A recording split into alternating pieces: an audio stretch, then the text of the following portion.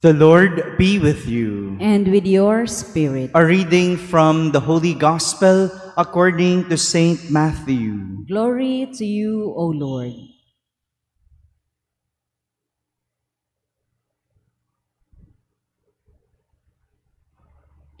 Jesus said, "Woe to you, scribes and Pharisees, you hypocrites!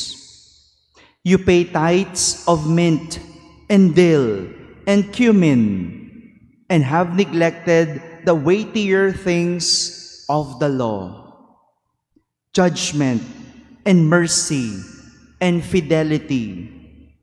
But these you should have done without neglecting the others. Blind guides who strain out the gnat and swallow the camel. Woe to you, scribes and Pharisees, you hypocrites! You cleanse the outside of cup and dish, but inside they are full of plunder and self-indulgence. Blind Pharisees, cleanse first the inside of the cup, so that the outside also may be clean." My friends, the Gospel of the Lord. Praise to you, Lord Jesus Christ. Good morning, my dear brothers and sisters. Today we commemorate Saint Monica, a wife and a mother. Saint Monica, a wife and a mother who faced many struggles in life. Meron po ba ditong nanay o asawa na maraming hinaharap na pagsubok sa buhay? Isa lang, no? Swerte ninyo kung kayo'y nanay at wala kayong kinahaharap o ayaw lang aminin, o ayaw lang harapin. Yan, maraming ganyan na nanay, no? Ayaw harapin, tinatalikuran ang hirap ng buhay. We learn from Saint Monica. You know, Saint Monica was a devout Christian, but married to a pagan man named Patricius. Take note of that. A Christian married to a pagan man. Patricius, the husband, was a man of great energy, but he also had a violent temper and was sexually promiscuous. Ito yung problema. Ito yung hirap na hinarap ni Santa Monica. Una, yung pananampalataya. Magkaiba sila ng paniniwala. Posible naman na mag-asawa ang magkaibang pananampalataya. Pero, merong hirap yan. No? May struggle yan. No? Magkaiba kayo ng paniniwala, magkaiba kayo ng pananampalataya. Yun yung una. Pangalawa, ugali. As we have heard, di ba? The husband had a violent temper and was sexually promiscuous. Yun ang hinarap, nahirap nitong ni Santa Monica. And during the time of Saint Monica, domestic abuse was common. Maraming inaabusong mga asawa, mga babae. Common yun. Kahit noon pa. Hindi lang ngayon. Ngayon, maraming mga nanay, maraming asawa ang naaabuso. Pero kahit nung panahon ni Santa Monica.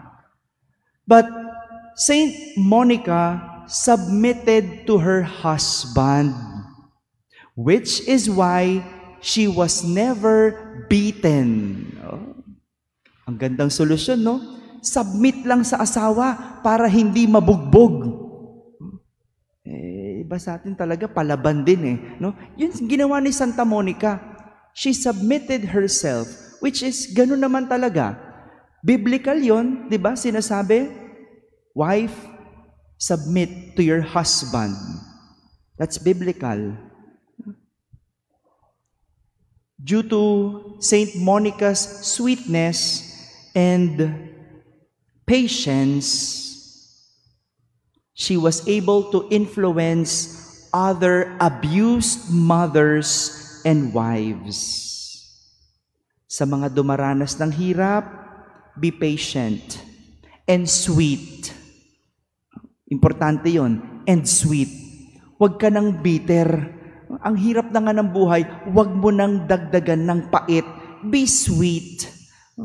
Saint Monica faced her problems and struggles with sweetness and patience.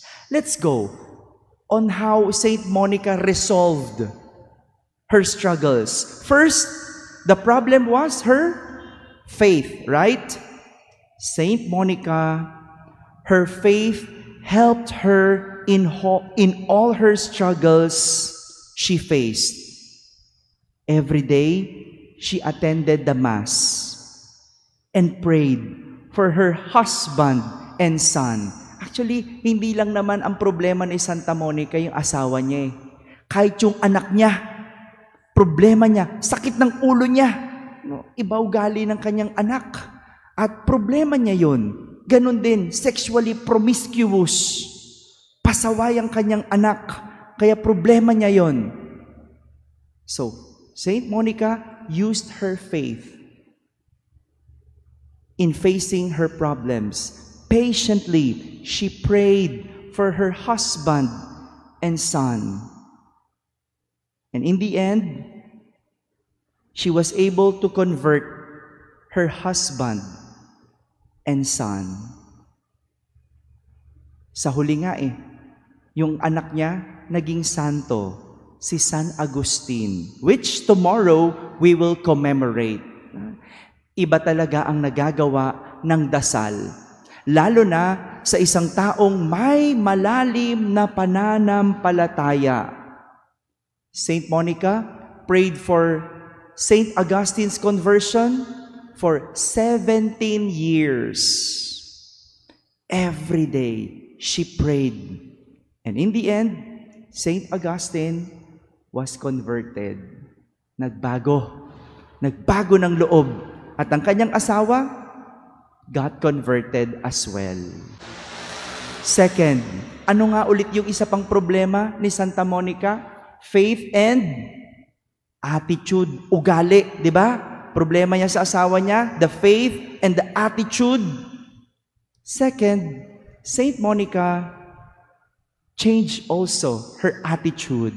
Her attitude was also one big factor in how Saint Monica was able to survive all her struggles with her husband.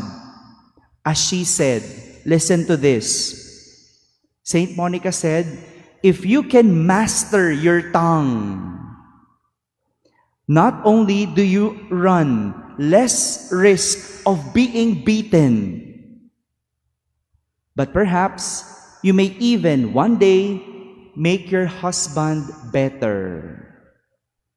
If you can master your tongue, kung mamamaster nyo lang yung mga dila ninyo, hindi lang sa hindi kayo mabubugbog, magiging mas mabuti pa ang asawa nyo. So wives, control your tongue. Master your tongue. Marami mga asawa kasi bungangera no? Kaya tignan mo, nabubugbog. Pero syempre, no, we condemn abuse. Mali yun. But if the problem is the attitude of your husband, look at also your attitude. Hindi ko sinasabing kasalanan ng babae kaya nabubugbog. Hindi. I'm giving you what Saint Monica did. Ganun problema yung asawa, you look at also your attitude. Baka may mali rin sa ugali mo. Before you change the person, change yourself. Because you cannot change anything or anyone but yourself. Change. Tingnan mo. Look at your attitude. Change also your attitude. Saint Monica changed the attitude of her husband because she changed her attitude as well. Dito natin makikita na kung saan ka naghihirap, doon mo din kunin, doon mo din hugutin ang solusyon. Kung ang hirap mo ay tungkol sa pananampalataya ng iyong pamilya, sa pananampalataya ka rin humugot at kumuha ng sagot. Kung ugali ng iyong asawa ang iyong problema, baguhin mo din yung ugali mo. Hindi lang ugali ng iyong asawa. And speaking of ugali naman ng mga Pariseyo ang pinupunan ni Jesus sa ating ebanghelyo.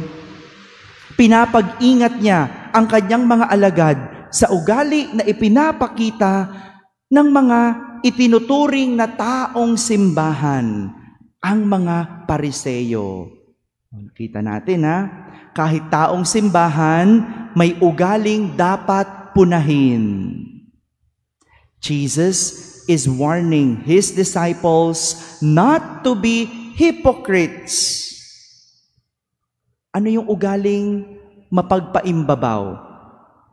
He used the image of a cup, tasa. Alam niyo ba yung tasa, di ba?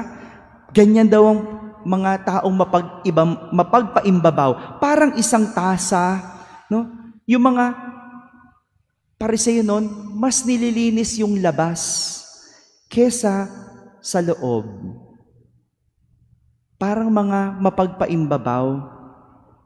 Mas importante ang panlabas kesa sa panloob. Pinapanatiling malinis ang labas, hindi ang loob. Hindi ganito ang isang taong nananampalataya. Hindi pwedeng puro palabas lang ang ginagawa, kundi dapat sa loob nagsisimula. This is how Saint Monica managed all her struggles in life. She lived out her faith. Hindi lang puro dasal ang ginawa niya, kundi ginawa niya kung ano ang mabuti. Take note, hindi lang puro dasal. Pag may problema, hindi ka lang magdadasal. Gawin ang mabuti. Ilan sa atin, kapag nasusubok, nawawalan na ng pananampalataya at nagiging masahol pa ang ugali. Marami pag nasubok, nagbabago ng ugali. Hindi ganyan. My dear brothers and sisters, the attitude and faith of a person should go together. Because if one of these does not correspond to the other, a person would become hypocritical. Ang pananampalataya at ugali dapat magkasama.